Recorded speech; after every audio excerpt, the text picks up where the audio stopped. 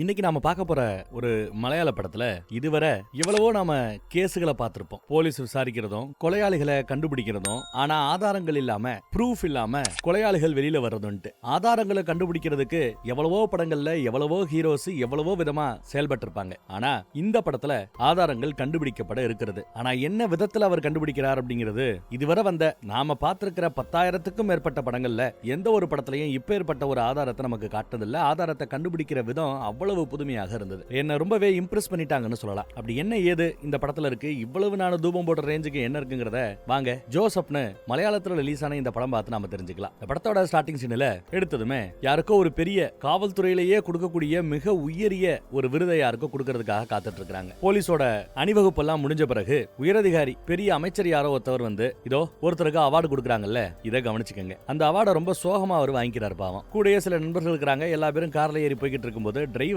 ஜாலியா பாட்டு போட்டுட்டே வருவான். பாட்டை கட் பண்றாங்கிறாரு நண்பர். பெரிய விருதெல்லாம் வாங்கியிருக்கீங்க, அவார்டு வாங்கியிருக்கீங்க, அவார்டெல்லாம் எதுக்கு, என்ன சொன்னா தெரிஞ்சுக்கோம்ல அப்படின்னு கேட்கிறாரு அவரு. டிரைவர் சும்மா வாடாங்கிறாரு நண்பர். ஆனாலும் அவன் கேட்காம அனத்திக்கிட்டே இருக்கிறான். அவார்டு வாங்கினவரே, இந்த அவார்டு நான் தான் வாங்கினேன், ஆனா இந்த அவார்டை வாங்க வேண்டியவர் வேற அப்படின்னு எடுத்து சொல்றாரு. கட் பண்ணி இப்ப நாம பிளாஷ்பேக்கு போறோம். இந்த அவார்டுக்கு சொந்தக்காரர் அவரை நமக்கு காட்டுறாங்க. நம்ம படத்தோட ஹீரோவும் அவர் தான், பேரு ஜோசப். இவ்வளவு உயரிய ஒரு அவார்டை கொடுக்குறாங்களே, அவர் எப்பேற்பட்டவரா இருப்பார் அப்படின்னு பார்த்தா ஆளு ஃபர்ஸ்ட் ஆஃப் ஆல் இளமையா இருப்பார்னு எதிர்பார்த்தோம். இவரை பார்த்தா இளமையா தெரியல, வயசானவரா இருக்கிறார். அடுத்து ஹீரோங்கிறோம், ஆளு ஃபிட்டா இருப்பார் அப்படின்னு எதிர்பார்த்தா தலைவன் நல்ல தொந்தியும் கொழுப்புமா கொழுகொலுன்னு என்ன மாதிரியே இருக்கிறார். சரி, எல்லா விஷயத்திலயும் கரெக்டா இருப்பார் அப்படின்னு பார்த்தா காலையில எந்திரிச்சதுமே அவர் டீ குடிக்கிறது இல்ல, சரக்கு தான் குடிப்பார். அதுலயும் தண்ணிய கொலா தண்ணி எப்படி கலக்கிறாருன்னு பாருங்க. பாட்டில் ஒரு பாட்டில் 2 பாட்டில் இல்ல, 100 கணக்குல பாட்டில்ஸ் உங்களால பார்க்க முடியும். அதோட விட்டுட்டாரா அப்படின்னு பார்த்தா அதான் இல்ல. அடுத்து இவர் அடிச்சு போட்டிருக்கிற சிகரெட்டுகளோட எண்ணிக்கையும் என்ன முடியாத ரேஞ்சுக்கு இருக்குது. அப்புறம் பேப்பரை படிச்சு விட்டு டிவியில நியூஸ் ஆன் பண்ணலாமே நியூஸ் ஆன் பண்ணா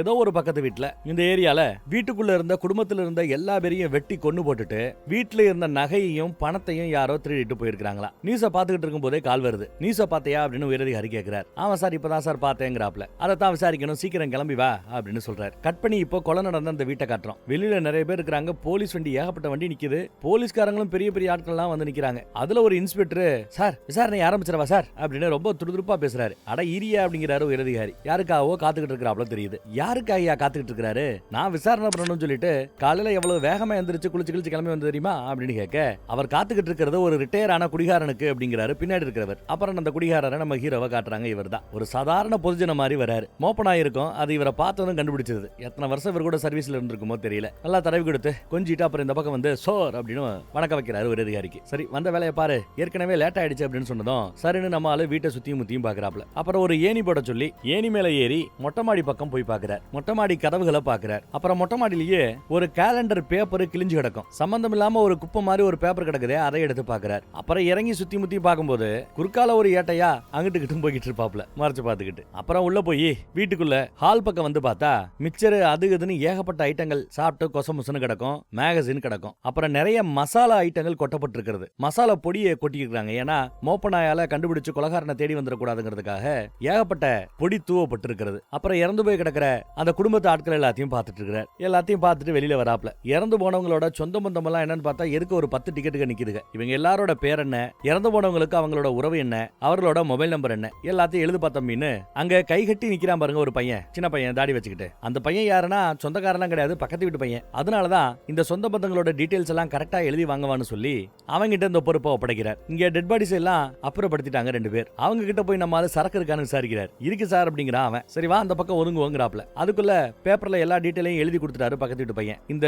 லிஸ்ட்ல இருக்கிற மொபைல் நம்பர்ஸ் எல்லாத்தையுமே செக் பண்ணுங்க. கொலை நடந்த சமயத்துல அவங்க மொபைல்ஸ் எங்கெல்லாம் இருந்தது, எங்கெல்லாம் சுத்துச்சுங்கிறத நம்ம தெரிஞ்சுக்கணும் அப்படிங்கிறாப்ல. அப்புறம் அப்படியே போகும்போது அந்த பையன் கிட்ட, தம்பி கிளாஸ் இருக்குதா அப்படின்னு விசாரிக்கிறார். ஆமா, கொலை நடந்தப்ப நீ எங்க இருந்த அப்படின்னு கேட்கும்போது நான் படத்துக்கு போயிட்டேன் சார் அப்படிங்கிறான் அந்த பையன். சரிப்பா, கிளாஸ் இருந்தா எடுத்து கொடுப்பா அப்படின்னு சொல்லணும். என் வீடு இங்க தான் சார் இருக்கு, வீட்டுல கிளாஸ் இருக்கு வாங்கன்னு கூட்டிட்டு போறாப்ல. போற வழியில இறந்து போனவரோட மருமகனை பத்தி ஏதோ எல்லாரும் தப்பா பேசுறாங்கன்னு சொன்னதும் அதை பத்தி தெரியாது சார், ஆனா சிட் ஃபண்ட் நடத்தி கொஞ்சம் பணம் லாஸ் ஆயிட்டாரு, தான் பங்கு சொத்தை கொடுக்க சொல்லி பிரச்சனை பண்ணாரு, அவ்வளவுதான் தெரியுங்கிறான் அந்த பையன். சரக்கு ரெடி, ஆனா ஊத்திக்கிறதுக்கு கூல் ட்ரிங்க்ஸ் எதுவும் இல்ல. ஏதாவது கூல் ட்ரிங்க்ஸ் இருந்தா வாங்கிட்டு வா தம்பி, தப்பா நினைச்சுக்காதன்னு பணமும் கொடுத்து விடுறாரு. அவன் கொடுத்த கிளாஸை வாங்கிட்டாரு. பணத்தை கொடுத்து கூல் ட்ரிங்க் வாங்கிட்டு வான்னு அனுப்பி வச்சிட்டாரு. ஏஞ்சி கூல் ட்ரிங்க் எல்லாம் உங்களுக்கு தேவையான கூட இருக்கிற கேட்க நான் ராவாத்தான் அடிப்பேன், இருந்தாலும் அவன் போய் வாங்கிட்டு வரட்டுமேனு அனுப்பிச்சு வைக்கிறாப்ல. இந்த பக்கம் உயரதிகாரி எங்கேயா அவன் ஜோசப்ப காணோம் அப்படின்னு கேட்க கூட இருக்கிற இன்ஸ்பெக்டர், சார் அதை ஏன் கேக்குறீங்க, பணத்தை தூக்கம் வந்தாங்கல்ல அவங்களோட சேர்ந்து பக்கத்து வீட்டுக்கு போய் சரக்கு அடிச்சுக்கிட்டு இருக்கா சார் அவன் அப்படின்னு போட்டு கொடுக்குறாரு. இவருக்கோ டைம் ஆகிட்டு இருக்குது. உயரதிகாரிகள் கிட்ட இருந்து வேற பிரஷர். கூல் ட்ரிங்க்ஸ் வாங்கிட்டு வந்துட்டு சார்னு அந்த பையன் வரான்.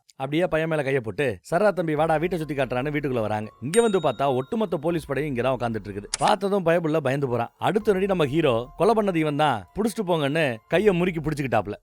விட்டுருங்க சார், நான் இல்ல சார்னு பதறான். சத்தியமா நான் இல்ல சாருங்கிறான். நேத்து ராத்திரி கொலை பண்ண அவங்க வீட்டுக்கு போகும்போது வீட்டுக்கு வெளியில ஒரு பல்ப் எரிஞ்சிருக்கும். அந்த பல்பை இவன் கையால திருகி அந்த பல்பை வயர் கனெக்ஷன்ல இருந்து உருகி எடுத்துக்கிறான். அப்பதான் லைட் கட் ஆகுங்கிறதுக்காக. ஏன்னா சுவிட்ச் உள்ள இருக்கும். அப்படி உருகி எடுத்த அந்த பல்பை உடைச்சு போடாம பயபுள்ள அப்படியே எடுத்து வச்சிருக்கான். சோ கைரேகை அந்த பல்ப்ல பட்டிருக்கும். அப்புறம் இவங்கிட்ட 2 கிளாஸ் வாங்கினார்ல, அந்த கிளாஸ்லயும் கைரேகை பதிஞ்சிருக்கும். ரெண்டையும் கம்பேர் பண்ணி பார்த்ததுல பல்பை கலெக்டது இவன் தான் தெரிய வந்துருச்சு. அப்புறம் இவங்க வீட்டுல ஒரு அருவா இருக்குது. அந்த அருவாலையும் பாருங்க ஏகப்பட்ட மசாலாவை தடவி வச்சிருக்கான். மிளகா பொடியை தடவி வச்சிருக்கான். நீ எவ்வளவுதான் கழுவி மிளகா பொடி போட்டாலும் இதுலயும் இறந்து போனவங்களோட அந்த ரத்தத்தோட ட்ரேஸ் எங்களால கண்டுபிடிக்க முடியும் கெத்தா சொல்றாரு. அப்புறம் கொலை நடந்த இடத்துல மொட்டை மாடியில ஒரு கேலண்டர் பேப்பர் குப்பை மாதிரி கிழிஞ்சு போய் கிடக்கும்ல, அந்த கேலண்டர் பேப்பர் எங்க இருந்து வந்திருக்குன்னு பாருங்க. இவனோட வீட்டுல இருக்கிற அந்த கேலண்டர்ல தான் கிழிச்சிருக்கான். ஏதோ ஒரு பக்கத்தை கிழிச்சு எடுத்துருக்கான். கத்தியை மறைச்சு எடுத்துட்டு போறதுக்காக கேலண்டர் அந்த பேப்பருக்குள்ள சுருட்டி கத்தியை அருவாவை எடுத்துட்டு போயிருந்திருக்கான் போல. சோ அந்த பேப்பரும் மேட்ச் ஆகுது. இது போதும்டா உன்னை ஜெயில தள்ளுறதுக்குன்னு டாப்ல. அப்புறம் நான் உத்தரவு வாங்குறையான்னு வணக்கத்தை வச்சுட்டு கிளம்பிட்டார்.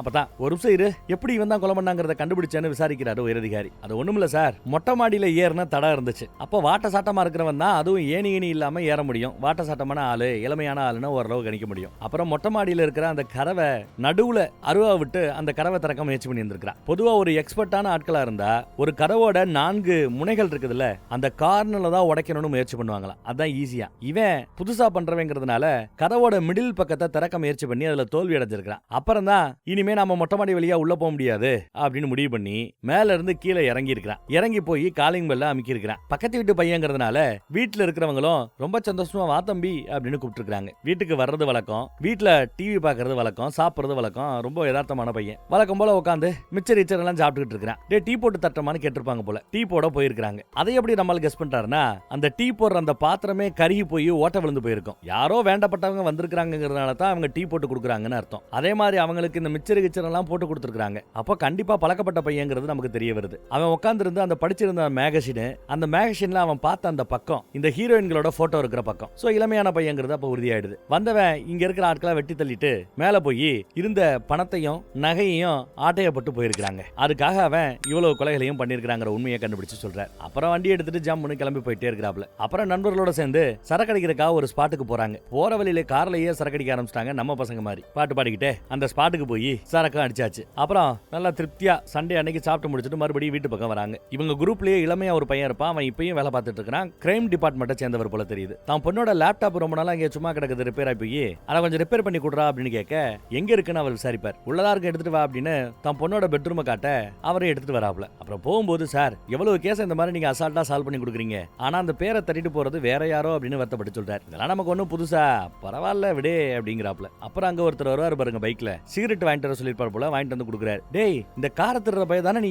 அப்படின்னு கூட இருக்கிற நண்பர் இப்பயும் போலீஸ் டிபார்ட்மெண்ட்ல இருக்கிறாரு. அவர் அவனை பிடிக்க நம்ம பயப்பா விடுப்பா அப்படின்னு சொன்னது விட்டுறாப்ல. அப்புறம் வீட்டு பக்கம் வந்து புகைய போட்டுக்கிட்டு அந்த சரக்கு அடிச்சுட்டு நடந்து போற விதம் பாருங்க எவ்வளவு அழகா நடிச்சிருக்காருன்னு. உள்ள வந்தா பொண்ணு சேர்ல உட்காந்து ஏதோ எழுதிக்கிட்டு இருக்கா. இவனை பார்த்தது என்ன குடிச்சிட்டு வந்திருக்கீங்களா வழக்கம் போலையா அப்படின்னு சத்தம் போடுவா. அம்மாவை பெருசா கண்டுக்கல போல, அதான் உன்னை கழட்டி விட்டுட்டு வேற ஒரு ஆளை கட்டிக்கிச்சு அப்படின்னு சொல்லிருப்பா போல. அதை நினைச்சிட்டு வருத்தப்பட்டுக்கிட்டு ஒரு ஹால்ல போய் படுக்க போயிடுறாரு. அப்புறம் கேமரா போக்கஸ் ஆகி போனா எந்த சேர்ல பொண்ணு உட்காந்து பேசிட்டு இருந்ததோ அந்த சேரே எம்டியா கிடக்குது. அப்போ பிளாஷ்பேக் நினைச்சு பாக்குறாரோ அப்படின்னு நமக்கு தோணுது. பொண்ணு இறந்து போயிருப்பா போல தோணுது. திடுதுப்புட பார்த்தா இப்ப அடுத்த ஷாக்கான செய்தி. உன்னோட முன்னாள் பொண்டாட்டிக்கு ஆக்சிடென்ட் ஆயிடுச்சா, ஹாஸ்பிட்டல்ல சேர்த்துட்டாங்க, வா போவோம் அப்படின்னு கிளம்பி போறாங்க. அங்க போய் பார்த்தா நம்ம ஹீரோவோட ஒய்ஃப் விவாகரத்து பண்ணிட்டு வேற ஒரு ஆளை கட்டிக்கிட்டாங்க. அவர் பேரு பென்னி. அவர் ஐசியூக்கு வெளியில அங்கேயும் இங்கேயும் அலைஞ்சிட்டு இருக்காரு பாவம். அவர் தான் சொல்லி விட்டுருப்பாப்ல. திடுதுப்புன்னு இந்த மாதிரி கால் வந்தது, ஆக்சிடென்ட் ஆயிடுச்சு அப்படின்னாங்க.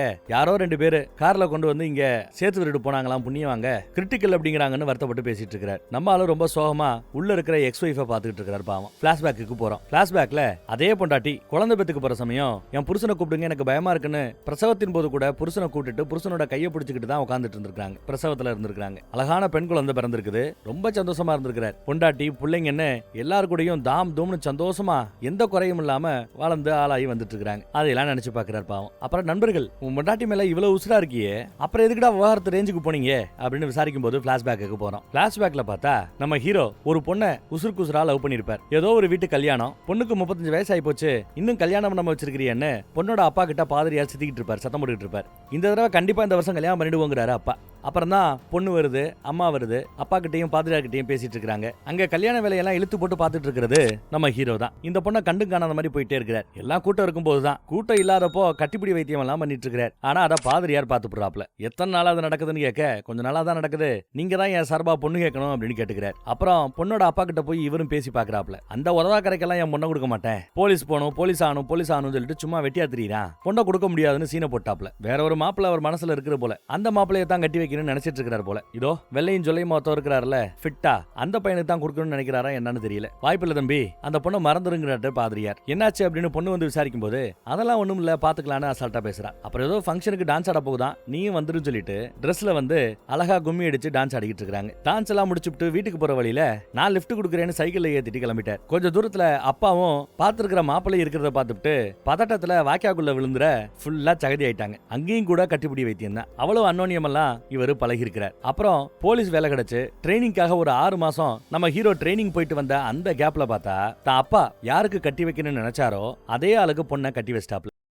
அவளும் ஜம்முன்னு போயிட்டு இருக்கா. அதை பார்த்து நொறுங்கி போயிட்டாப்ல போல. அதுக்கு பிறகு அந்த அம்மா எப்படி எல்லாத்தையும் மறந்து கல்யாணம் பண்ணிச்சோ அதே மாதிரி நம்ம ஹீரோவும் வேற ஒரு கல்யாணம் பண்ணிக்கிட்டாப்ல. கல்யாணம் பண்ணி குழந்தை குட்டி எல்லாம் பெத்துக்கிட்டாப்ல அரேஞ்ச் மேரேஜ்ல. அப்புறம் ஒரு நாள் ஏதோ ஒரு டெத்துல பயங்கரமான ஸ்மெல் அடிக்குது அப்படின்னு பக்கத்து வீட்டுக்காரங்க எல்லாம் கம்ப்ளைண்ட் பண்ண அந்த இடத்துக்கு நம்மால விசாரணைக்காக வரார். மூக்க பொத்திக்கிட்டு எல்லாரும் உள்ள போய் செக் பண்ணி பார்த்துட்டு இருக்காங்க. பார்த்தா அங்க டெட் பாடி குப்புற கிடக்கிறதுனால முகத்தை கவனிக்கல. ஆனா அங்க இருக்கிற போட்டோவை நம்மால பார்த்ததும் கதறி கதறி அழுகுறான். வெளியில ஓடி வந்து வாந்தி எடுக்கிறான். ஏன்னா அங்க செத்து கிடக்கிறது முன்னாள் காதலி. வீட்டுல என்ன பிரச்சனையோ என்ன சண்டையோ இவ்வளவு கோரமா செத்து கிடக்குறாங்க பாவம். இப்போ அதை பார்த்ததுல இருந்து வெக்ஸ் ஆயிட்டாப்ல. கல்லு மாதிரி இருக்கிற மனசு ஒரு மாதிரி ஆயிடுச்சு. அன்னைக்கு வந்து குளிர் தண்ணில அப்படியே தலைமுழுகிறார். பொண்டாட்டி குழந்தைய படுக்க போட்டு புருஷனுக்காக ரெடி ஆகிற சமயம் அவர் திரும்பி கூட பார்க்காம அப்படியே தூங்கிட்டு இருக்கிறாப்ல. தொட்டாலே பதட்டமா இருந்திருக்கிறார். அப்பயே விரிசல் விழ ஆரம்பிச்சிருச்சு. என்ன ஏதுன்னு கேட்டா சொல்ல மாட்டேங்கிறார். டெய்லி எடுத்து குடிச்சிட்டு வர ஆரம்பிக்கிறார். என்னங்க வர வர என்ன பிடிக்காம போயிடுச்சா உங்களுக்கு? பிடிக்காம என் கூட வாழ்றதுக்கு பேசாம நம்ம ஏன் விவாகரத்து வாங்கிட கூடாது அப்படின்னு கேக்குது. டப்புனி ஒரு வார்த்தை வர்றாரு, குழந்தை என்கிட்ட தான் இருக்கும் அப்படின்ட்டு. தான் பிரச்சனை என்ன அதை ஓப்பனா தான் பொண்டாட்டி கிட்ட பேசிருக்கணுமா இல்லையா?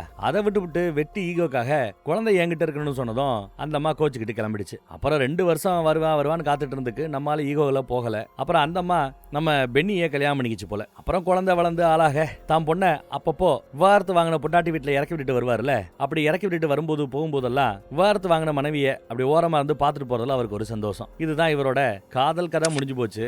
அடுத்து கல்யாண கதை அதுவும் முடிஞ்சு போச்சு நமக்கு தெரிய வருது. இப்ப திடீர்னு பார்த்தா பென்னி போன் பண்ணி ஹாஸ்பிட்டலுக்கு உடனே வாங்கன்னு கூப்பிட்டு இருக்கிறார். நம்ம ஆட்களும் ஓடி போய் பாக்குறாங்க. போய் பார்த்தா பொண்டாட்டி மூளைச்சாவை அடைஞ்சு விட்டாலாம். எனக்கு ஒன்னும் புரியல, என்ன பண்ணணும் புரியலன்னு புலம்பிட்டு இருக்காங்க. என்னமோ டாக்டர் கேக்குறாங்க அப்படின்னு புலம்புறாரு. இப்ப அப்படியே அங்க இருந்து பிளாஷ்பேக்கு போறோம். பிளாஷ்பேக்ல இவங்களோட பொண்ணு இறந்து போயிருக்கும். அவளும் மூளைச்சாவை அடைஞ்சிருப்பா. தன் உடல் உறுப்புகளை தானம் பண்றதுக்காக ஏற்கனவே இந்த ஃபார்ம் எல்லாம் கையெழுத்து போட்டு ஏற்கனவே கொடுத்துருப்பாங்க போல. சோ அதன்படி உடல் உறுப்புகள்லாம் எடுத்து மித்தவங்களுக்கு கொடுத்துடலாமான்னு கேட்க இவங்களும் சந்தோஷமா சரின்னு ஒத்துக்கிறாங்க. ஐ மீன் வருத்தமா ஒத்துக்கிறாங்க பாவம். அப்ப கூட அந்த அம்மாவோட கை நம்மளோட கை மேலதான் இருக்கும் ஆறுதல் சொல்ற விதமா. அப்போ பொண்ணு இப்போ பொண்டாட்டி. இப்பயும் டாக்டர் அம்மா கேட்கும், பேசாம உடல் உறுப்புகளை தானமா கொடுக்குறீங்களா? இதுக்கு முன்னாடி ஃபார்ம் எல்லாம் அவங்க ஃபில் பண்ணல, ஆனா நீங்க ஃபில் பண்ணி கொடுத்தாலும் இது மூலமா 4 பேர் வாழ்வாங்க அப்படின்னு கேட்க நம்மால பொண்ணுக்கே ஓகே சொன்னவன் பொண்டாட்டி. சோ தன்னோட பாடிக்கும் தாராளமா ஓகே சொல்லுவா. உடல் உறுப்புகளை மத்தவங்களுக்கு கொடுத்துருங்கன்னு ஒத்துக்கிறார். ஃபார்ம்ல எல்லாம் கையெழுத்து போட்டு ஃபார்மாலிட்டிஸ் முடிச்சுட்டு உடல் உறுப்புகள் எல்லாம் கொடுத்த பிறகு பாடியை அடக்கம் பண்றோம். அடக்கம் பண்ற இடத்துல சொந்தம் பந்தம் பாதிரியார் எல்லாம் வந்தாச்சு. கடைசி முத்தம் கொடுக்கறவங்க கொடுக்கலான்னு சொல்லும்போது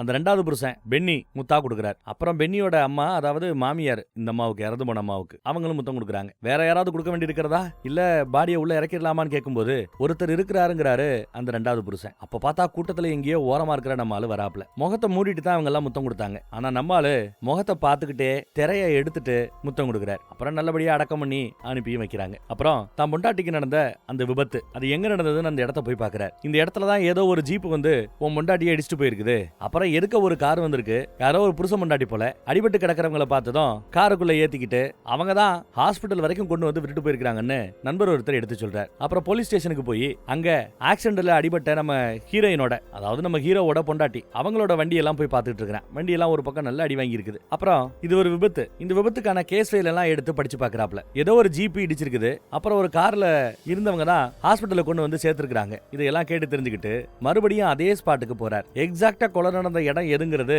அங்கங்க இருக்கிற சில அடையாளங்களை வச்சு இங்க இருந்து இவ்வளவு மீட்டர், இங்க இருந்து இவ்வளவு மீட்டர்னு எழுதி இருக்கிறது. அதையெல்லாம் வச்சு விபத்து நடந்த இடம் எதுங்கிறத கிளீனா பாத்துறாங்க. பார்த்தாங்க ஒரு பாறையில விழுந்து இடிச்சுக்குப்பாங்க போல ரத்தம் இருக்கிற அந்த கரை இருக்குது. அதே சமயம் அந்த ஏரியால இருக்கிற டீ கடைக்காரர் அதை பார்த்துட்டு என்னன்னு விசாரிக்க வரார். அந்த விபத்தை பத்தி விசாரிக்க வந்திருக்கிற போலீஸ்காரங்கன்னு சொன்னதும், நான் தான் சார் பார்த்தேன், ஒரு ஜீப் இடிச்சுட்டு போயிடுச்சு, திருதுப்புன்னு அந்த விபத்து நடந்ததுனால ஜீப்போட நம்பரை நான் கவனிக்கல அப்படின்னு எடுத்து சொல்றாப்ல. சரி, அடிபட்டு கிடந்தவங்க எப்படி கிடந்தாங்கன்னு கேட்கும்போது பெப்பர் பேன் இப்படி கிடந்ததா சொல்றாரு. அடி எங்க பட்டதுன்னு கேட்கும்போது நெத்தியில முட்டிக்கிட்டாங்க, சோ நெத்தியில தான் அடி அப்படிங்கிறாரு அவரு. ஆனா பிரேத பரிசோதனை ரிப்போர்ட்ல பின்னந்தலையில ஏற்பட்ட அந்த பெரிய காயத்தினாலதான் அவங்க இறந்து போனதா ரிப்போர்ட் இருக்குது. நெத்தியில அடிபட்ட காயத்தினால அவங்க இறக்கல. ஆனா இங்க பின்னந்தலையில அடிபட்டாப்ல எந்த ஒரு அடையாளமோ ஆதாரமோ இல்ல. சோ நடந்தது விபத்து இல்ல, அது ஒரு கொலை அப்படின்னு குண்டை தூக்கி போறார்.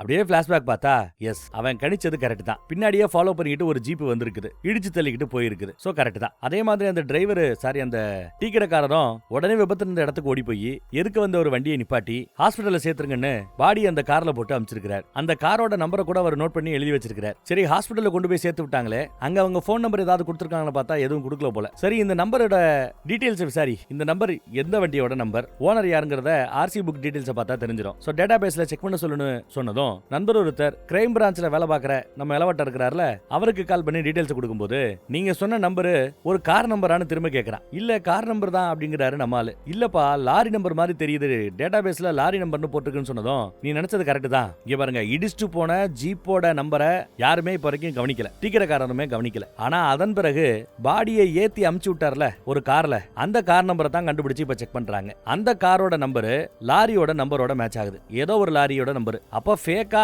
கண்ணா பின்னு நம்பர் எழுதி வச்சுக்கிட்டு யாரோ அந்த காரை ஓட்டிட்டு போயிருக்காங்கிறது கன்ஃபார்ம் ஆயிடுது. நாம இடிச்சுட்டு போன ஜீப் மேல சந்தேகப்பட்டா சந்தேகம் அங்க இல்ல, அதன் பிறகு ஹாஸ்பிட்டலுக்கு எடுத்துட்டு போன அந்த கார் மேல தான் சந்தேகம் அப்படின்னு சந்தேகம் திரும்ப ஆரம்பிச்சிருது. அப்புறம் போன்ல நல்ல ஸ்கெட்ச் போட்டு வரைகிறவங்க இருப்பாங்கல்ல, அந்த ஆர்டிஸ்ட கூட்டிட்டு வா அப்படிங்கிறாப்ல. நண்பர்களுக்கு ஒன்னும் புரியல, இத கொலைனை எப்படி நீ கண்டுபிடிச்சேன்னு கேட்கும்போது என் பொண்டாட்டியோட லெஃப்ட் கையில பிராக்சர் ஆயிருந்தது, ஏன்னா லெஃப்ட் பக்கமா விழும்போது கையை ஊனி இருக்கிறா. அதே மாதிரி லெஃப்ட் பக்கம் நெத்தியில அடிபட்டு இருக்குது. சோ அதுவும் ப்ரூஃப் பண்றாப்ல, இங்க கல் இருக்குது, இடிச்ச கரை இருக்குது. ஆனா பின்னந்தலையில அடிபட்டாப்ல எந்த ஒரு ஆதாரமும் இங்க இல்ல, பின்னந்தலையில அடி இந்த இடத்துல படவே இல்ல. சோ கொலை இங்க நடக்கலன்னு ஒரு குண்டை தூக்கி போறாப்ல. அப்புறம் முத வேலையா தான் பொண்டாட்டிக்கு என்ன பிரச்சனை இருக்கும் இதை தெரிஞ்சுக்கிறதுக்கு பொண்டாட்டி வாழ்ந்த அந்த ரெண்டாவது பிரச்சனோட வீட்டுக்கு போறாப்ல, பென்னி வீட்டுக்கு. பென்னி வீட்டுக்கு போய் வீட்டுல ஏதாவது ஆதாரம் கிடைக்குமா, இல்ல அவர்கிட்டயே பண பிரச்சனை இருக்குதான்னு கேட்டா இல்லங்கிறாப்ல, யாரு கூடயாவது தகராறு இல்லங்கிறாப்ல, ஏதாவது முன்பகை இல்லங்கிறாப்ல, எதுவுமே இல்லங்கிறாப்ல. சரி, அவளோட பர்ஸ் இருந்தா கொடுங்க, அவளோட போன் கூட வேணும்னு போய் கேட்டு பாக்குறாரு. பர்ஸ்ல ஏதாவது இருக்கான்னு செக் பண்ணி பார்க்கும்போது நம்ம ஹீரோவோட போட்டோ இருக்குதுங்க, அப்படியே உள்ளே வச்சிட்டார். என்னாச்சு, ஏதாவது பிரச்சனையான வந்து நம்ம பென்னி கேட்க அதெல்லாம் ஒண்ணும் இல்ல அப்படின்ட்டு இவங்க கிளம்பிடுறாங்க. அப்புறம் நம்ம டீ கடைக்காரரை வச்சு பாக்குறதுக்கு ஆள் எப்படி இருப்பாருன்னு குத்து மறுப்பா ஒரு டிராயிங்க வரைஞ்சிட்டு இருக்காங்க. அதே சமயம் நம்ம இளவட்டத்தை இங்க வர சொல்லிருப்பாப்ல கிரைம் பிரான்ச்சால, அவரை மொபைல் டம்பிங் பண்ணணும்னு சொல்லி கூட்டு வந்திருக்காங்க. மொபைல் டம்பிங் அப்படின்னா என்னன்னா, டீ கடைக்காரர் ஒரு விஷயத்த சொல்லியிருப்பார், காருக்குள்ள பாடியை தூக்கி போட்டு 2 பேர் போனாங்கல்ல, அப்ப அந்த அம்மா யாருக்கோ போன் பண்ணிச்சுன்னு. அதே இடத்துல இருந்து இப்ப இவங்க போன் பண்றாங்க. யாருக்கு? பிஎஸ்என்எலோட கஸ்டமர் கேருக்கு போனை போட்டு இந்த இடத்துல இருந்து கடந்த ஒரு வாரமா, அதாவது கொலை செய்யப்பட்ட அந்த பர்டிகுலர் டேட், அந்த டேட்ல நான் இப்ப பேசுற இதே இடத்துல இருந்து யாருக்காவது கால் போயிருக்கிறதா, அதை செக் பண்ணி சொல்லுங்க அப்படின்னு கேக்குறாரு. என்னங்க, ஊர்க்காரங்க எவ்வளவோ பேர் கால் பண்ணிருப்பாங்க, போவாங்க வருவாங்க அப்படின்னு சொல்லும்போது டீ கடைக்காரரு அந்த கார்ல வந்துட்டு போனவங்க இந்த ஏரியா ஆட்கள் மாதிரி தெரியல, அடிக்கடி பார்த்த முகம் மாதிரி தெரியலன்னு சொல்லியிருப்பாரு. சோ ஊர்க்காரங்களா இல்ல அப்படிங்கிற பட்சத்துல அவங்கள ஈஸியா நம்ம வச்சிருக்கிற லிஸ்ட்ல இருந்து ஒமிட் பண்ணிக்கலாம். ஊர்க்காரங்களா இருந்தா அடிக்கடி கால்ஸ் போயிருக்கும், வெளியூர்காரங்களா இருந்தா ரொம்ப ரேரா தான் கால் போயிருக்கும் இந்த டவர்ல இருந்து, அதை வச்சு கூட பிரிச்சு பாத்திர முடியும்னு சொல்லிட்டு இந்த டீடைல் எல்லாம் கேதர் பண்ணிட்டு இருக்காரு. எல்லா நெட்வொர்க்குமே இதே மாதிரி தான் அப்படின்னு பேசிட்டு இருக்காங்க. அப்புறம் இடிச்சுட்டு போன அந்த காரோட மாடல் பிராண்டு தெரியுமான்னு கேட்டா அதெல்லாம் தெரியாது சார், ஏதோ இங்கிலீஷ்ல லோகோ எழுதி இருந்தது அப்படின்னு சொன்னதும் இருக்கிற எல்லா கம்பெனி லோகோஸையுமே நம்ம இளவட்டத்தை காட்ட சொல்ல காட்டுறாப்ல. அதுல ஃபோர்டு இது எழுதி இருந்திருக்கு போல, FORDன்னு, இதுதான் அப்படின்னு சொல்லிடுறாரு. அடுத்து ஃபோர்டு வண்டியில ஒரு மாடல், எத்தனை கார் மாடல் வரும், ஒரு 10-15 மாடல் வருமா, எல்லா மாடல் காரையும் காட்டும் போது எந்த கார் அப்படிங்கிறது தெரிஞ்சு போயிடுது. அப்புறம் டிராயிங்கும் வரைஞ்சு முடிச்சிட்டாங்க, குத்து மதிப்பா இப்படித்தான் இருப்பாப்லன்னு ஓரளவு முகமும் தெரிய வருது. இப்போ ஃபோர்டுல என்ன மாடல் நம்ம ஹீரோ தெரிஞ்சுக்கிட்டார்ல, அதை தெரிஞ்சுக்கிட்டதுமே அந்த கார் திருடர் இருக்கிறார்ல, அவருக்கு போனை போட்டு இந்த ஃபோர்டு பிராண்ட்ல இன்ன மாடல், ஏதாவது இயம்பு தலைக்கு பேரிச்சம்பளம் வாங்குற அந்த கடைகள் இருக்கும்ல, பெரிய பெரிய கடை, அந்த கடைகள்ல காரை இரும்புக்கு யாராவது போட்டிருக்காங்களான்னு விசாரி, ஸ்பேர் பார்ட்ஸ் வேணும், நான் ஃபோர்டு கார் வச்சிருக்கிறேன், அதுக்கு ஒரு ஸ்பேர் பார்ட்ஸ் வேணுங்கிறப்பல எல்லா இடத்துலயும் போய் கேட்டுப்பாருன்னு சொல்லியிருக்கிறார். அவனும் சரின்னு இருக்கிறான். அப்புறம் போலீஸ்காரங்க எல்லா பேருக்குமே இப்ப என்ன சந்தேகம்னா, இவரோட பொண்டாட்டி இறந்த பிறகு 4 பேருக்கு உடல் உறுப்புகளை கொடுத்திருக்காங்க, இதயத்தை, கிட்னிய இன்னும் 2 உறுப்புகளை கொடுத்திருக்காங்க, கல்லீரல் உட்பட. அந்த 4 பேரும் மேபி யாராவது பெரிய பணக்காரர்களா இருந்து கோடீஸ்வரர்களா இருந்தாங்கன்னா அவங்க உடல் உறுப்புக்காக இதை செஞ்சிருக்கலாம்னு அர்த்தம். அந்த கோணத்துல யோசிச்சு பார்த்தா உடல் உறுப்புகளை தானமா வாங்கின 4 பேருமே ஏலபாளைங்களாம். அங்க நம்ம ஹீரோ என் பொண்டாட்டியுடைய உடல் உறுப்புகளை வாங்கினவங்க எல்லாம் ஏலபாளைங்க, சரி என் பொண்ணோட உடல் உறுப்புகளை வாங்கினவங்க அவங்களும் ஏலபாளைகளா விசாரிங்கன்னு சொல்லியிருக்கிறார். மொபைல் டம்பிங் பண்ணாங்கல்ல, அந்த டெக்னிக் மூலமா கார்ல இருந்தவரோட நண்பர்கள் அந்த மொபைல் நம்பர்ஸை கண்டுபிடிச்சதா நம்ம இளவட்ட வந்து சொல்றாரு. அவங்க 2 பேர்கிட்ட இருந்து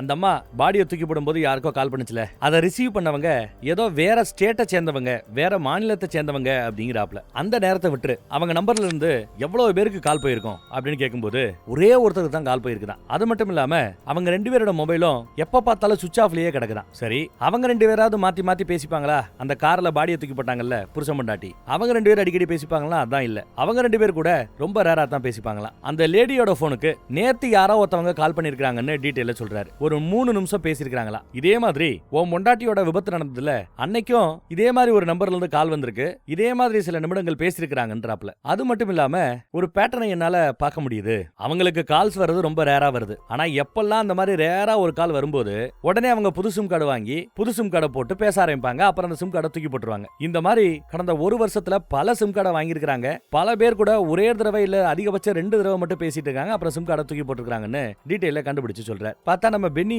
இவங்க இடத்த தேடி வராப்ல. என்னப்பா மேட்டர் அப்படின்னு நண்பர்கள்லாம் விசாரிக்கிறாங்க. ஒன்னும் பெரிய விஷயம் இல்ல, இந்த செயின் மோதிரம் இதெல்லாம் நேத்து தான் நான் பார்த்தேன், நம்ம பொண்டாட்டியோட பீரோல கடந்தது. இதெல்லாம் அவளோட கல்யாணத்தப்போ இவர் போட்ட தாலி செயின், இவர் கையில போட்டு விட்ட மோதிரம், இது உங்களோடது, உங்ககிட்ட கொடுக்கறதா கரெக்டா இருக்கும்னு ரொம்ப நல்லவரா வந்து அந்த நகைகளை கொடுத்துட்டு போறார். இவ்வளவு நல்லவரா இருக்கிறத பார்த்தா அப்ப இவர் தான் கொலகாரனா இருப்பாப்லையோ, சொத்துக்காக ஆளை வச்சு கொலை பண்ணிருக்கிறாரோ நமக்கு சந்தேகம் வருது. மனுஷன் ஒரு மாதிரி நொடிஞ்சு போய் படுத்து கிடக்கிறார். ஆள் அதையே நினைச்சுக்கிட்டு ஃபீல் பண்றாரு. அது பத்தாதுன்னு தன்னோட பொண்ணு அவளும் இதே மாதிரி ஒரு விபத்துல தான் இறந்து போயிருப்பா. அந்த பழைய நியூஸ் பேப்பரை பார்த்து இன்னும் மனுஷன் வெக்ஸாராரு. அப்புறம் முதல் செத்தது இவரோட பொண்ணு, 2வது செத்தது பொண்டாட்டி. தாம் பொண்ணோட உடல் உறுப்புகளை வாங்கினாங்கல்ல, அவங்க எல்லாரும் ஏழைகள்னு தெரிஞ்சாலும் அவங்கள நேர்ல போய் பார்க்கணும், அவர்கள் மேல சந்தேகம் உண்டுன்னு தேடி வராப்ல. அதுல ஒரு ஏழை என் பொண்ணுங்க மேல கைய வச்சிங்க அவ்வளவுதான் அருவா எடுத்து நீட்டிட்டு இருக்காரு. எப்பா நீ கிட்னி யூஸ் பண்றியே, அந்த கிட்னி செத்து போன என் பொண்ணு கொடுத்த கிட்னிப்பா அப்படின்னு சொன்னதும் அவரு அருவா விறக்கிட்டு வாங்கன்னு மரியாதையா பேசுறாரு, செய்யறாரு. ரொம்ப கஷ்டப்பட்டு இருக்காரு போல மனுஷன். உயிரோட இருக்கிற அவ்வளவுதானே வழிய குடும்பத்தை நடத்துறது கூட காசு இல்லைன்னு வருத்தப்பட்டு இருக்கிறார். சரி, இவ்வளவு கஷ்டத்துல இருக்கிற நீங்க எப்படி அந்த கிட்னி ஆபரேஷனை பண்ணீங்க, செலவுக்கு என்ன பண்ணீங்கன்னு கேட்கும்போது சுத்தி முத்தி இருக்கிறவங்க ஊர்க்காரங்க அவங்க எல்லாம் டொனேஷன் கொடுத்து அந்த டொனேஷன் ஃபண்ட்ல தான் தான் ஆபரேஷன் பண்ணிக்கிட்டதா சொல்றாரு. அப்புறம் இறந்து போன தான் பொண்ணோட இதயத்தை வேற ஒரு ஏழை பொண்ணுக்கு மாட்டியிருப்பாங்க. அவங்க வீட்டுக்கு போறாப்ல. அந்த பொண்ணை பார்த்து என்னமா நல்லா இருக்கியாமா அப்படின்னு விசாரிக்கிறாங்க. எப்படிமா இருக்கு இப்ப ஹெல்த்னு கேட்டா ஒரு முன்னேற்றமும் இல்ல, இப்பயும் அதே மாதிரி தான் இருக்கிறேன் அப்படின்னு வருத்தப்படுறா. அப்புறம் லாஸ்ட் டைம் ஆபரேஷன் பண்றதுக்காக நிறைய டொனேஷன் வாங்கி அந்த காசுல வச்சு தான் ஆபரேஷன் பண்ணோம். ஆபரேஷன் முடிஞ்சிருச்சு, ஆனாலும் ஆபரேஷன் முடிஞ்ச பிறகு வாங்கக்கூடிய அந்த மாத்திரைகளுக்கு கூட எங்க கிட்ட மாதாந்திர பணம் இல்ல, மாதாந்திர மாத்திரைகளை வாங்குறதுக்கு கூட எங்க கிட்ட பணம் இல்லைன்னு வருத்தப்பட்டு இருக்கும்போது இவரு பணம் கொடுக்குறாரு. பரவாயில்ல இந்தா அப்படிமா வாங்கிக்கமா, அப்புறம் ஒரு மெடிக்கல் டெஸ்ட் எடுத்துக்கலாம், என்ன ஏதுன்னு நமக்கு தெரிஞ்ச டாக்டர் இருக்கிறாரு அவரை பார்க்க சொல்றேன் அப்படின்னு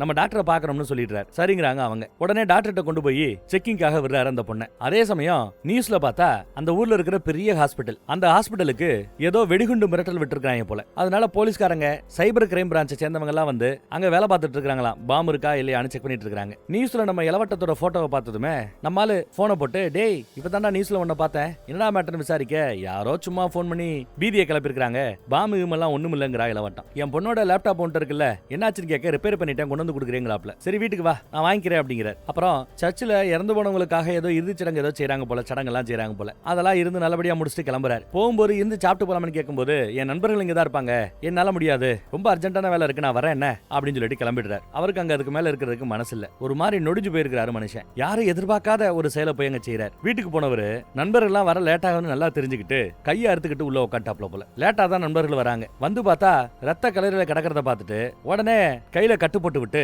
அவரை தூக்கி அந்த ஊர்ல இருக்கிற பெரிய ஹாஸ்பிடலுக்கு கொண்டு வந்து சேர்க்கறாங்க. நல்ல வேலை கரெக்டான நேரத்துல வந்ததுனால காப்பாத்திட்டாங்க போல. பாதிரியார் வந்து சூசைட் பண்றது தப்பு, பாவம், சொர்க்கத்துல உனக்கு இடம் கிடைக்காதுங்கறாப்ல. அதையெல்லாம் நம்மால பெருசா கேர் பண்ணிக்கிட்டாப்ல தெரியல. இப்ப ஹாஸ்பிடல் பில்லு கட்டணும், இவருக்கு இவரோட பில் குரூப் என்ன, இவருக்கு என்ன வியாதி இருக்குது, உடல் ஆரோக்கியத்தை பத்தின கம்ப்ளீட் மாஸ்டர் செக்அப் எல்லாம் எடுத்திருப்பாங்க. இந்நேரம் பில் எல்லாம் எக்கு தப்பா வந்திருக்கும். அதையெல்லாம் கட்டிட்டு வராரு 2வது புருஷன். இல்ல நான் கட்டுவேன் இவர் பர்ச கொடுக்கும் போது இல்ல ஆல்ரெடி நான் கட்டிட்டேங்கிறாரு. ரொம்ப நல்ல மனுஷனா இருக்கிறாப்ல. அப்புறம் வீட்டுக்கு கொண்டு வந்து மறுபடியும் இறக்கி விட்டாங்க. டிஸ்சார்ஜ் பண்ணிட்டு இனிமே இந்த மாதிரி தப்பு பண்ணக்கூடாதுன்னு வார்னிங் கொடுத்துட்டு போறாங்க. பழசெல்லாம் நினைச்சு பார்த்து உருகிட்டு இருக்கிறாரு மனுஷன். அப்புறம் அந்த பாடியை தூக்கி போட்டு போச்சுல ஒரு லேடி கார்ல, அவங்களோட சிம் கார்டை தொடர்ந்து நம்ம போய் ட்ராக் பண்ணிட்டே இருப்பான். அதுல ஏதோ ஒரு மேட்டர் கிடைச்சிருச்சு போல.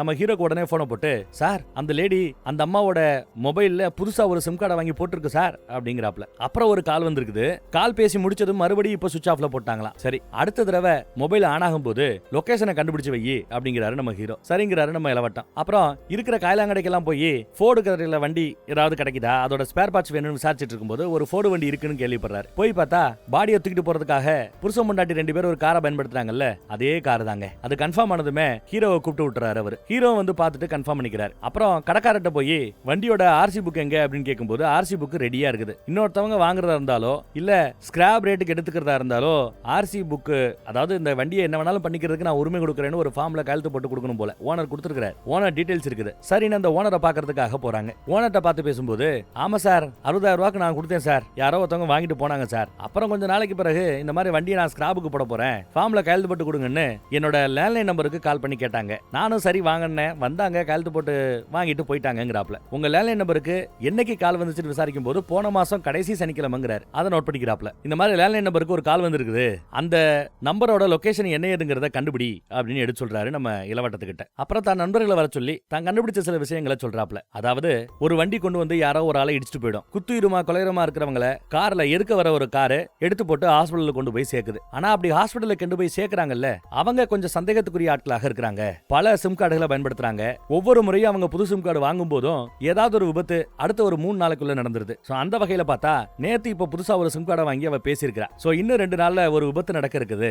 அதுக்குள்ள நாம இதுவரை நடந்த கொலைகளுக்கு நம்ம கிட்ட ஆதாரங்கள் எதுவும் இல்ல. இனிமே நடக்க போற இந்த அடுத்த கொலையில நமக்கு ஆதாரங்களை சேகரிக்கணும் அப்படிங்கிறார். அப்பதான் கேஸ் கோர்ட்ல நிக்குங்கிறார். இல்லனா அவங்க ஈஸியா தப்பிச்சிருவாங்கங்கறாப்ல. லேண்ட்லைன் நம்பருக்கு கால் வந்ததுல அதை வச்சு அந்த லொகேஷனை கண்டுபிடிச்சிட்டாங்க. ஒரு பிளாட்ல தான் இருக்கிறா போல அவ. அவங்க இப்ப புதுசா ஒரு காரு வாங்கி இருக்காங்களா, அதை நம்ம கார் திருட இருக்கால அவன் கண்டுபிடிச்சு வந்து சொல்றான். இடம் தெரிஞ்சிருச்சு.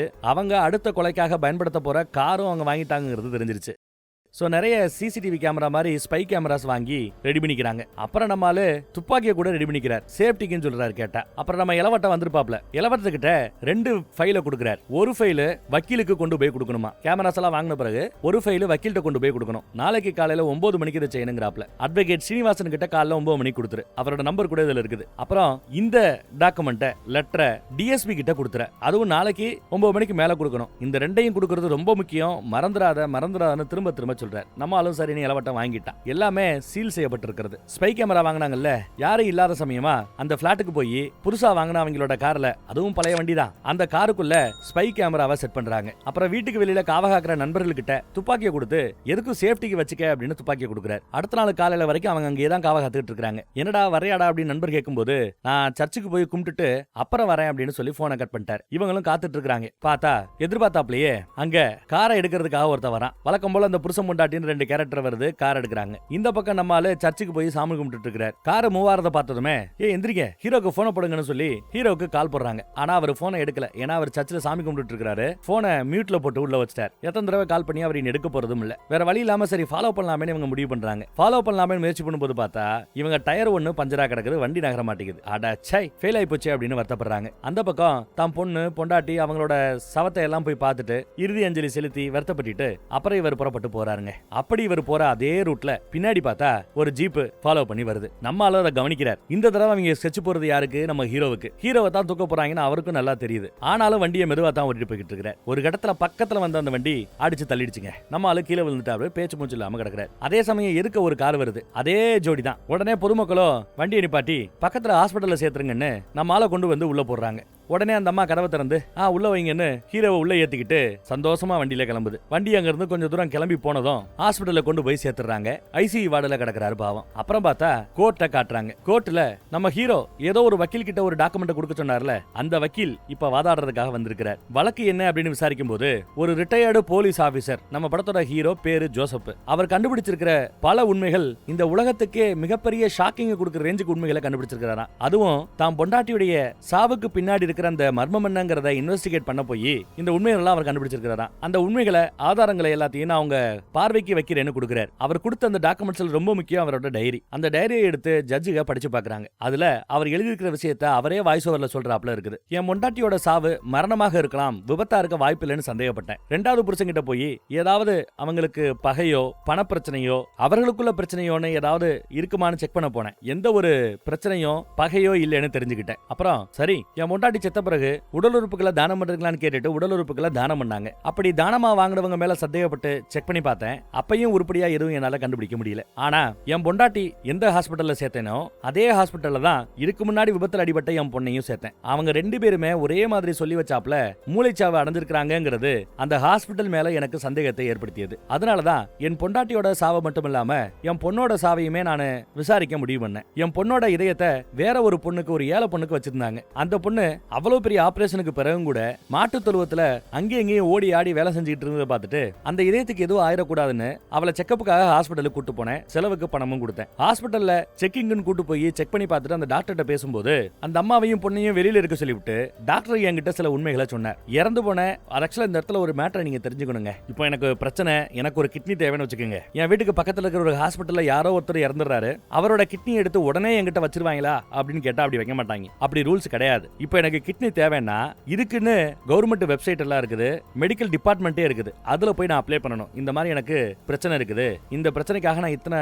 மாதங்கள் வர உயிரோட வாழ்வதற்கு வாய்ப்பு இருக்குது, இதே கிட்னியோட எனக்கு அவசரமா கிட்னி தேவைன்னு நான் அப்ளை பண்ணணும். இதே மாதிரி எனக்கு முன்னாடி ஏகப்பட்ட பேர் அப்ளை பண்ணிருப்பாங்க. ஒரு பக்கம் கிட்னி தேவைன்னு நாங்க ஒரு 100 பேர் கொடுத்துருக்கோம் வைங்க. இன்னொரு பக்கம் இறந்து போனவங்க கிட்னி அப்பப்ப இறக்கும் போதெல்லாம் அந்த கிட்னி வந்துகிட்டே இருக்கும்ல.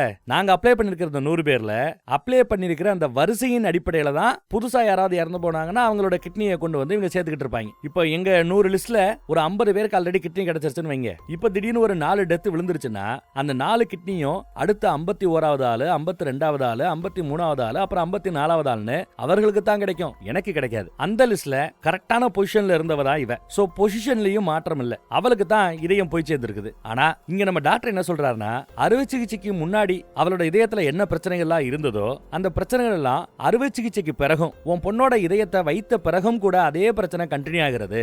அதுதான் சந்தேகமாக இருக்கிறதுன்னு இருக்காரு டாக்டர். அந்த பொண்ணு இன்னும் உயிரோட இருக்கிறதே ஆச்சரியமாக இருக்கிறதுங்கிறாரு டாக்டர். இந்த லிஸ்ட்டை ஃபாலோ பண்ணணும், அந்த வரிசையை ஃபாலோ பண்ணணும்னு கவர்மெண்ட் கொண்டு வந்தது இந்த உடல் உறுப்புகளை திருடி கண்ணாபின்னான்னு பெரிய ஆட்களுக்கு விற்கிறாங்கல்ல, அதை தடுக்கணுங்கிறதுக்காக தான் கவர்மெண்ட் இதை கொண்டு வந்திருக்குன்னு வாதாடுறாரு வக்கீல். இப்போ இதே கேஸ்லயே அந்த பொண்ணா இருக்கட்டும் இல்ல பொண்டாட்டியா இருக்கட்டும் ஒரே ஹாஸ்பிட்டல்ல தான் சேர்க்கப்பட்டாங்க. அப்படி சேர்க்கப்படுறவங்களோட அடிகளை பொறுத்து இனி அவங்க பொழைக்க மாட்டாங்கன்னு ஹாஸ்பிட்டல் நினைக்கலாம், இல்ல பொழைச்சும் பிரயோஜனம் இல்லைன்னு நினைக்கலாம். அப்படி நினைக்கிறவங்க என்ன பண்றாங்கன்னா அவங்களோட பிளட் குரூப் எல்லாம் செக் பண்ணி பார்த்துட்டு இவர்களோட உடல் உறுப்புகள் வேற யாருக்காவது தேவையான்னு அதையும் செக் பண்ணி பார்த்துட்டு தரவரிசை பட்டியல அவங்க இருக்கிறாங்க, அவங்க நம்ம ஹாஸ்பிட்டலுக்கே வந்து ஆபரேஷன் பண்ண தயாராக இருக்கிறாங்கன்னா மூளைச்சாவை அடைய வச்சுட்டு இனிமே அவங்க பொழைச்சு பிரயோஜனம் இல்ல, இருந்தும் பிரயோஜனம் இல்ல, ஃபார்ம்ல கையெழுத்து போட்டு கொடுங்க, உடல் உறுப்புக்கு யாவது கொடுத்துடலான்னு குடும்பத்தை கன்வின்ஸ் பண்ணிட்டு உடல் உறுப்புகளை மாத்தி செத்தது ஒரு ஆளு, சாக கிடக்கிற ஒருத்தவரை காப்பாற்ற முயற்சி பண்றதா இருந்தா அந்த ஹாஸ்பிட்டலுக்கு 10-15 லட்சம் தான் கிடைக்கும். அதே இது 4-5 உறுப்புகளை 4-5 பேருக்கு மாத்தி கொடுக்கும் போது எல்லா பேரும் ஆபரேஷனுக்கு வரும்போது ஒவ்வொரு ஆள்கிட்ட இருந்து 10-15 லட்சம் சம்பாதிக்கலாம். கோடிக்கணக்கில் இப்படி அந்த ஹாஸ்பிட்டல் சம்பாதிக்க ஆசைப்படுது. பொதுவா இந்த மாதிரி கதைகள்ல படங்கள்ல பார்த்திருக்கலாம். என் கட்சிக்காரரோட இந்த கேஸ்ல பார்த்தா பொண்டாட்டி புள்ள 2 பேருக்குமே விபத்து, 2 பேருக்குமே தலையில அடி, 2 பேருமே மூளைச்சாவு அடைகிறாங்க, 2 பேருக்குமே உடல் உறுப்புகளை பிரிச்சு கொடுக்கப்படுது. ஆனா இதுக்கு பின்னாடி இருக்கிறது ஒரு ஆர்கனைஸ்டு மெடிக்கல் சிண்டிகேட் இதுக்கு பின்னாடி இருக்கிறதா சொல்றார். அதுவும் இந்த மருத்துவத்துறையில இருக்கிறதா சொல்றார். கவர்மெண்டோட ரிப்போர்ட் படி ஆலப்புழா கிராமத்துல இருக்கிற மாட்டு தொழுவத்துல வேலை பார்க்கிற ஒரு சின்ன பொண்ணோட இதயத்துல பிரச்சனை. லிஸ்ட்லயும் அவதான் சீனியரா இருக்கிறா. நம்ம ஹீரோவோட பொண்ணோட இதயத்தை அந்த பொண்ணுக்கு தான் பொருத்தி இருக்கணும், பொருத்தி இருக்கிறதா ரிப்போர்ட்ல இருக்குது. ஆனா நிஜத்துல அந்த பொண்ணுக்கு இதயம் போய் சேரவில்லை. அத நம்ம ஹீரோ கண்டுபிடிச்சிட்டார். அப்போ என் பொண்ணோட இதயம் இப்ப அடுத்து யாருக்கு போய் சேர்ந்ததுங்கிறத நான் கண்டுபிடிக்க முயற்சி பண்ணேன்னு அந்த டைரியில எழுதி இருக்கிறது. என் பொண்ணோட இதயத்தை எடுத்து அந்த மாட்டு தொழுவத்துல வேலை பார்க்கிற பொண்ணோட பாடிக்குள்ள செட் பண்றதா ஒரு டேட்டா பிக்ஸ் பண்ணாங்கல்ல, ஆபரேஷன் நடந்த அந்த தேதியின் போது வேற யாராவது ஆபரேஷனுக்காக அங்க பேஷண்டா அட்மிட் ஆயிருக்காங்களா அப்படிங்கறத பாக்குறதுக்கு முயற்சி பண்றார். அதை எப்படி கண்டுபிடிக்க முடியும்னு நம்ம எலவட்டத்துல கேட்கும்போது அதுக்கு நான் அவங்களோட கம்ப்யூட்டர்ல போய் உட்காரணும், அவங்க சர்வரை அக்சஸ் பண்ணணும், அதெல்லாம் சாத்தியமா இருந்தா இது வாய்ப்பு அப்படின்னு சொல்லிருப்பாப்ல இளவட்டம். அப்புறம் பார்த்தா அந்த ஹாஸ்பிட்டல்ல பாம்பு இருக்கிறதா ஒரு பீதியை கிளப்பி கால் பண்ணது நம்ம ஹீரோவா தான் இருக்கும் போல. அவங்க பேனிக் ஆகி கிரைம் டிபார்ட்மெண்ட்டை கூப்பிட நம்ம இளவட்டம் தான் அங்க போய் உட்கார்ந்துருப்பான். சர்வரையே அவங்க அக்சஸ்க்கு கொடுத்துறாங்க. அவர் அங்க இருக்கிற ஒட்டுமொத்த பேஷண்டோட ஹிஸ்டரியை ஃபுல்லா ஒரு ஹார்ட் டிஸ்க்ல காப்பி பண்ணி சேவ் பண்ணிடுறாரு. நம்ம ஹீரோவோட பொண்ணு லேப்டாப்பும் அதே இளவட்டத்துக்கிட்ட தானே இருக்குது. அவர் ஹார்ட் டிஸ்க்ல சேவ் பண்ண விஷயத்தை லேப்டாப்ல போட்டு லேப்டாப்பையும் சரி பண்ணிட்டாரு. ஆதாரங்களை லேப்டாப்ல கொண்டு வந்து ஒப்படைக்கிறார். ஆனா இதுல கூத்து என்னன்னா, இவங்க என்ன போறாங்க, ஆபரேஷன் அந்த டேட்ல வேற யாருக்காவது பேஷண்ட்டுக்கு நடந்திருக்கான்னு செக் பண்ணி பார்க்கும்போது அப்படி ஒண்ணு நடந்தாப்ல தெரியல. ஏன்னா அந்த ரெக்கார்டையே உள்ள வைக்கல. ஆனாலும் அங்க இவங்க எப்படி கண்டுபிடிக்கிறாங்கன்னா, ஆபரேஷன் ஒரு பேஷண்ட்டுக்கு நடக்கல, அவங்க சாதாரண காய்ச்சல் இருமல்னு வராங்க. சோ அவங்களுக்கு ஆபரேஷன் நடந்தாப்ல எந்த ஒரு ரெக்கார்டும் அந்த ஹாஸ்பிட்டல்ல இருக்காது. ஆனா ஆபரேஷனுக்கு பிறகு ஆபரேஷன் பண்ணவங்க சாப்பிடக்கூடிய மாத்திரைகள் இருக்குதுல, அந்த மாத்திரைகள் எல்லாமே வெறும் காய்ச்சல் தலைவலின்னு வந்திருக்கிற பேஷண்ட்டுகளுக்கு கொடுக்கப்படுது. அப்ப என்ன அர்த்தம், ரெக்கார்டுல அவங்களுக்கு ஆபரேஷன் நடந்ததை காட்டாமையே ஆபரேஷன் பண்ண பிறகு அவர்களுக்கு அந்த மருந்துகள் மட்டும் கொடுக்கப்படுகிறது. இதை கண்டுபிடிச்சிடுறாங்க. அப்படி வந்து உள்ள உட்கார்ந்து கிடக்கிறவங்க யாருன்னு பார்த்தா எல்லா வெளிநாட்டுல இருக்கிற பண முதலைங்க. வெளிநாடுகள்ல இந்த தரவரிசை பட்டியலை ரொம்ப சீரியஸா ஃபாலோ பண்றதுனால அவர்களுக்கு அங்க உடல் உறுப்பு கிடைக்கிறதுக்கு வாய்ப்பு இல்ல. இந்தியா மாதிரியான வளரும் நாடுகள்ல இல்ல ஏழை நாடுகளுக்கு வந்து திருட்டுத்தனமா சில ஹாஸ்பிட்டல்ஸ் இப்படி உடல் உறுப்புகளை அவர்களுக்கு கொடுக்கறத தெரிஞ்சுக்கிட்டு ஏகப்பட்ட கோடிகளை கொட்டி அவங்க பணத்தை சம்பாதிக்கிறாங்கிறதா நிஜம். இது எல்லாத்தையுமே நம்ம கண்டுபிடிச்சிட்டார். இவரோட பொண்டாட்டி பிள்ளைகளுக்கு மட்டும் கிடையாது, இதே மாதிரி இதுக்கு முன்னாடியும் எவ்வளவு வெள்ளக்காரங்க வந்து தங்கி இருக்காங்க, இல்ல எவ்வளவு கோடீஸ்வரர் வந்து தங்கி இருந்தாலும் யாரெல்லாம் ஆபரேஷனுக்கு பிறகு சாப்பிடக்கூடிய மாத்திரைகளை ஆன்டிபயோட்டிக் எடுத்துக்கிறாங்களோ அவங்க எல்லாருமே ரெக்கார்டுல ஆபரேஷன் பண்ணாப்ல இல்ல, ஆனா அந்த மாத்திரைகளை சாப்பிட்டு இருக்காங்க. அப்ப அவர்கள் எல்லாருக்குமே திருட்டுத்தனமா இந்த மாதிரி உடல் உறுப்புகள் கொடுக்கப்பட்டிருக்கிறது அப்படின்னு இது ஊர்ஜிதமாகுது. அவங்க எல்லாரையும் பிடிச்சு விசாரிக்கணும், இதுக்கெல்லாம் உடந்தையா இருக்கிற அந்த ஹாஸ்பிட்டல் மேல நடவடிக்கை எடுக்கணும்னு அதுல எழுதியிருக்கிறார். ஆனாலுமே இப்ப நாம பேசுற இந்த விஷயங்கள் எல்லாத்திலயுமே கொலை செய்யறது யாரு, நீங்களோ நானோ இல்ல நாம பார்த்த இந்த படத்துலயோ ஹாஸ்பிட்டல்ல சேர்ந்தவங்க தான் கொலை செய்யறாங்கன்னு ப்ரூவ் பண்றதுக்கு எந்த ஒரு ஆதாரமும் கிடையாது. அப்ப அந்த ஆதாரத்தை வேண்டிதான் நம்ம ஹீரோ முடிவு பண்றார். திடீர்னு ஒரு நாள் கையை எடுத்துக்கிட்டு கிடப்பார்ல, அது பக்கா செட்டப், வேணுக்குனே தான். ஆனா சாகணுங்கிறதுக்காக நம்ம ஹீரோ செய்யல. நம்ம பசங்க சீக்கிரம் வருவாங்கன்னு தெரிஞ்சு வர்ற சமயத்துல தான் அறுத்துக்கிட்டு உட்கார்ந்துருப்பார். நண்பர்களும் வருவாங்க, ரத்தம் கிடக்கிறத பார்த்துட்டு சூசைடுக்கு முயற்சி பண்ணி நான் நினைச்சுக்கிட்டு அதே ஹாஸ்பிட்டலுக்கு கொண்டு போய் சேர்ப்பாங்க. இவருக்கு இருக்கிற blood group AB negative blood group போல ரொம்ப ரேரான பிளட் குரூப். அப்போ ரொம்ப ரேர்னா மார்க்கெட்ல இவரோட உடல் உறுப்புகளுக்கு டிமாண்ட் இருக்குன்னு அர்த்தம். அந்த ஹாஸ்பிட்டலுக்கு இவரோட பிளட் குரூப் என்னங்கிறது தெரிஞ்சு போச்சு. ஹாஸ்பிட்டல் அப்ப என்ன பண்ணுது, இந்த பிளட் குரூப்போட ஹெல்த்தியா ஒருத்தன் இங்க இருக்கிறான் அப்படிங்கிற அந்த மேட்டரை அந்த சிண்டிகேட்டுக்கு, இதுல பணம் கொடுக்கறாங்கல்ல அந்த பணம் சம்பாதிக்கிற அந்த முதலைகளுக்கு இந்த மேட்டரை ஹாஸ்பிட்டலே தெரியப்படுத்துது. ஹாஸ்பிட்டல் அப்புறம் என்ன பண்ணுது, இந்த கில்லிங் கான்ட்ராக்டர்ஸ் அந்த ஜீப் வண்டி அப்புறம் செகண்ட் ஹேண்ட்ல வாங்கக்கூடிய ஒரு கார், அந்த காருக்குள்ள உட்கார்ந்துட்டு இருக்கிற அந்த ஜோடி இவர்களுக்கு அந்த டீடைல் போயிடுது. இடிக்கிறாப்ல வந்து ஒரு ஜீப் இடிச்சுட்டு போயிடும். எதுக்கு அந்த கார் வரும், பொதுமக்கள் நடக்கிற கூத்து தெரியாம வர்ற வண்டியை நிப்பாட்டி உள்ள பாடியை தூக்கி போடுவாங்க. அப்படித்தான் நம்ம ஹீரோவையும் தூக்கி போட்டிருப்பாங்க. ஹீரோ உள்ள கிடக்கும் போது கூட தனக்கு சாவு நடக்க போதுங்கிறது ரொம்ப தெரிஞ்சுமே கம்முன்னு படுத்து கிடக்கிறார். அந்த அம்மா ரொம்ப சந்தோஷமா டேஷ்போர்டுக்குள்ள ஒளிய வச்சிருந்த நல்ல பாறாங்கல்ல சுத்தியல் மாதிரி அழகா ரெடி பண்ணி வச்சிருக்கிறா கட்டி. அதை எடுத்து இந்த பக்கத்துல திரும்பி இறக்கமே இல்லாம நம்ம ஹீரோவோட பின்னந்தலையில அடி அடின்னு அடிச்சு மூளைச்சாவை அடைய செய்யறா. மூளைய கலக்கி விட்டுறா. இவதான் அடிச்சு கொள்றது. ஆனா இந்த தடவை அந்த பொம்பளைக்கு தெரியாது, எல்லாமே அதே காருக்குள்ள இருக்கிற அந்த ஸ்பை கேமரால ரெக்கார்ட் ஆகுது அப்படிங்கிறது அந்த பொம்பளைக்கு தெரியாது. அவளுக்கு எதிராக ஒரு வலுவான ஆதாரம் அங்க உருவாகி இருக்குங்கிறது அவளுக்கு தெரியாது. அப்புறம் நம்ம ஹீரோவோட பாடி ஹாஸ்பிட்டலுக்கு வரும்போது கூட மூளை கலங்கு போன நிலைமையில வருவாரு. மித்த உடல் உறுப்புகள் எல்லாம் வேலை செஞ்சுக்கிட்டு தான் இருக்கும். வச்சுக்கிறதா இருந்தா கோமால வச்சுக்கிட்டே இருக்கலாம். ஆனா ஹாஸ்பிட்டல் இவ்வளவும் செய்யறது எதுக்கு, உடல் உறுப்புகளை மத்த ஆட்களுக்கு விற்கிறதுக்கு தான். விடுவாங்களா, உடல் உறுப்புகளை மத்த ஆளுக்கு கொடுத்துடலாமா அப்படின்னு கேட்டு கூட இருக்கிற சொந்த பந்தம், இந்த விஷயத்துல யாரு, அந்த ரெண்டாவது புருஷன் தான் சொந்தம், வேற யாரும் இல்ல, அவர்கிட்ட கையெழுத்து வாங்கிட்டு உடல் உறுப்புகள் எல்லாத்தையுமே அக்கா பிரிச்சு எடுத்துட்டு சீனியாரிட்டி லிஸ்ட்ல யாரெல்லாம் இருக்கிறாங்களோ அவங்க எந்தெந்த ஹாஸ்பிட்டல்லாம் இருக்கிறாங்களோ அவர்களுக்கு அந்த உடல் உறுப்பு வேகமா போகும். இந்த தடவை என் உடல் உறுப்புகள் இந்த மாதிரி போகும். அப்படி போகும்போது உடல் உறுப்புகளை வேகமா கொண்டு போய் சேர்க்கணுங்கிறதுக்காக பாதுகாப்பு கொடுக்கறதா சொல்லி டிஎஸ்பி அவர்களே நீங்க நம்ம டீமை பின்னாடியே அமுச்சு வைங்க அப்படின்னு எழுதி வச்சிருக்கிற டிஎஸ்பிக்கு கொடுத்த அந்த டாக்குமெண்ட்ல இருக்குது. டிஎஸ்பி அதே மாதிரி பின்னாடியே போலீஸ் வண்டிகளையும் பாதுகாப்புங்கிறாப்ல அமுச்சு வைப்பார். ஆனா போலீஸ் உண்மையிலேயே அங்க போறது எதுக்காக, இந்த உடல் உறுப்புகள் நிஜமா யாருக்கிட்ட போகுதுங்கிறத கண்டுபிடிக்கிறதுக்காக. சோ கொலை பண்றாங்கிறத தான் உசுர கொடுத்து அவர் ப்ரூவ் பண்ணிட்டார். அடுத்து கொலை பண்ண பிறகு அந்த உடல் உறுப்புகள் யாருக்கிட்ட போகுதுங்கிறத இப்ப போலீஸ் கிட்ட ஏற்கனவே சொல்லிட்டதுனால போலீஸ் இப்ப போய் உடல் உறுப்புகள் போறத கண்டுபிடிச்சிட போகுது. தான் செத்து கூட அவங்க ஒருத்தனும் தப்பிச்சிட கூடாதுங்கிறதுக்காக ஒரு பலமான ஆதாரமாக தான் உசுரையே கொடுத்திருக்கிறாரு மனுஷன். ஆதாரமா தானே இப்படி அவர் மாறி நிப்பாருன்னு யாரும் எதிர்பார்த்திருக்க மாட்டோம். இதைத்தான் நான் இந்த படத்தோட ஸ்டார்டிங் சீன்ல சொல்லியிருப்பேன். வாதான வக்கீலுக்கே நான் தழுவுது. ஒரு ஸ்டேஜுக்கு மேல முடியாம அங்க வந்து ஓடிடுறாரு. இனி நீங்க தான் பார்த்து ஏதாவது பண்ணணும்னு சொல்லிட்டு போயிடுறாரு. அடுத்து நீதிபதி அவர்களும் கேரளால மூளைச்சாவு அடைந்தவர்கள் அத்தனை பேரோட கேஸையும் ஓபன் பண்ணு, அவர்களோட உடல் உறுப்புகளை யாருக்கெல்லாம் கொடுத்திருக்கிறதா சொல்லியிருக்கிறாங்களோ அவங்க எல்லாரையும் கூட்டு வந்து செக்அப் பண்ணாலே தெரிஞ்சு போயிடும். ஆபரேஷனுக்கு பிறகு அவர்கள்ட்ட முன்னேற்றம் இருந்தா அதெல்லாம் ஜெனியூனா நடக்கிற ஆபரேஷன்ஸ் விட்டுறலாம். ஆபரேஷனுக்கு பிறகும் அவர்களுக்கு எந்த ஒரு மாற்றமும் முன்னேற்றமும் இல்லைன்னா அவர்களுக்கு உடல் உறுப்பு வச்சிருக்கிறாப்புல சும்மா நெஞ்சில ஒரு கோடை போட்டு கிழிச்சு தச்சிருப்பாங்களே தவிர இதயத்தை மாத்திருக்கவே மாட்டாங்க. அதே டேட்ல அதே ஹாஸ்பிட்டல்ல வந்திருக்கிற ஃபாரினர்ஸ் யாரு, இல்ல பணக்காரங்க யாரு, அதை கூட கண்டுபிடிக்க வேண்டாங்க.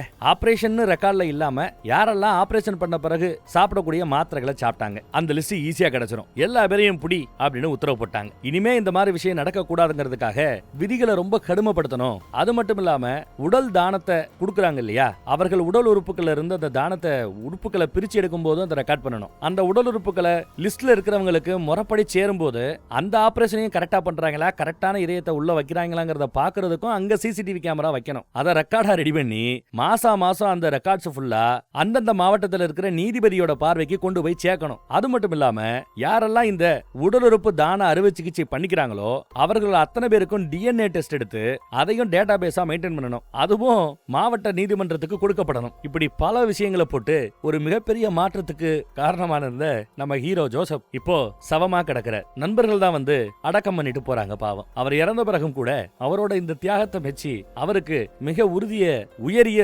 காவல்துறையிலேயே கொடுக்கிற மிக உயரிய விருது கொடுக்கப்படுது. அதையும் அவரோட சவத்துக்கே கொண்டு வந்து வச்சு மரியாதை செலுத்திட்டு போறாங்க இவங்க. அப்பப்பா எப்பேற்பட்ட படம். இந்த படம் வந்து பல வருஷம் ஆச்சு. எப்ப வந்துச்சு இந்த படம்? இருங்க ஒரு நிமிஷம். 7 வருஷத்துக்கு முன்னாடி இந்த படம் வந்துருச்சுங்க. 2017 2018 வந்திருக்குது. நம்ம கண்ணுல பாருங்க 7-8 வருஷத்துக்கு பிறகு இப்பதான் இப்பேற்பட்ட ஒரு அருமையான படம் கண்ணுல பட்டிருக்குது. இப்படி நம்ம சேனலை தொடர்ந்து பார்க்கக்கூடிய ஆட்கள், நான் இன்னும் பேசாத இல்ல நம்ம காம்படிட்டர்ஸ் இன்னும் பேசாத ஆனாலும் இந்த மாதிரி முத்தா இருக்கிற அற்புதமான படங்களை தயவு செய்து கமெண்ட்ல போடுங்க. இந்த வீடியோல இருக்கிற கமெண்ட்டை கண்டிப்பா படிச்சு பார்ப்பேன். நீங்க சொல்ற படங்களை பத்தி சர்ச் பண்ணி பார்ப்பேன். அதை நானோ நம்ம காம்படிட்டரோ பேசாம இருக்கிற பட்சத்துல நான் பேசுறேன். நல்ல படமா இருந்தா டெஃபினட்டா பேசுவேன். ஹாரி பாட்டர் மாதிரியான படங்கள் இல்ல மித்த படங்களை எல்லாரும் பார்த்துட்டாங்க. தமிழ் டப்பிங்ல வந்துடுச்சு, எல்லாம் பார்த்துட்டாங்க. அதை பேசுறதுனால பெருசா வியூஸ் போகாது. மாங்கு நான் கத்துறதுக்கோ இல்ல எடிட்டருக்கு கொடுக்குற காசுக்கு கூட அந்த வீடியோல இருந்து காசு வராது. சோ நல்ல முத்தான படங்களை போடுங்க. உங்களுக்கும் புது படமா இருக்கும், பார்க்கிறதுக்கு இன்ட்ரெஸ்டிங்கா இருக்கும், நமக்கும் காசு வரும், செய்யறதுக்கு கரெக்டா இருக்கும். அப்பேற்பட்ட படங்களை ரெக்கமெண்டேஷன் பண்ணீங்கன்னா நல்லா இருக்கும். கமெண்ட் செக்ஷனுக்கு வாங்க, சொல்லுங்க. தேங்க்யூ. அப்புறம் நம்ம வாட்ஸ்அப் குரூப்போட டீடைல்ஸ் பத்தி சொல்லாம விட்டேன்ல, வாட்ஸ்அப் குரூப்போட லிங்க் கீழே டிஸ்கிரிப்ஷன்ல இருக்குது. இப்போ நான் பேசும்போது கூட மேல வரும். விருப்பப்படுறவங்க நம்ம வாட்ஸ்அப் குரூப்ல ஜாயின் பண்ணிக்கங்க. வாட்ஸ்அப் குரூப்ல கூட அப்பப்ப ஏதாவது ஒரு என் கூட பேசுறதுக்கு ஏத்தாப்புல ஒரு லிங்க்